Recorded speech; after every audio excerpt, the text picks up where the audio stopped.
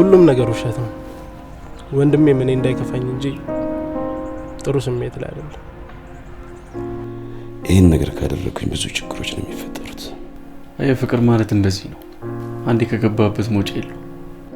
ሰሞኑ ሁኔታ ምንም ደስ አላለኝ። ምን አይነት እድለ ቢስ ሆን ነው የምወዳቸው ሰዎች ላይ እንዳለ ችግር ማለት ነው። ደስታ እኮ ከኛ ቤት ከራቀ ቆየ። አንዴ ስማኝ እሺ፣ በእናትህ አንዴ ስማኝ። ላንቺ በጣም ይጨነቃል። እባክሽ ከጎኑ። ሁሉም ነገር ለካ ሴራ ነበር ማለት ነው።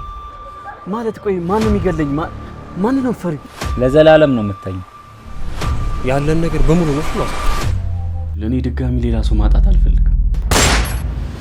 ባፈቀርኩኝ እኔ ያጣሁት ሚስቴንና የማላውቀው ልጄ ነው። ምንም አታመጣም። ታደርገዋለህ ወይስ ጭንቅላቷን ልበትናት? ልጄን እዚህ ነገር ውስጥ አታስገባት። ያልኩትን የማታደርጉ ከሆነ ትልቅ ችግር ነው የሚፈጠረው። እናቴን የነጠቀችኝ ሴት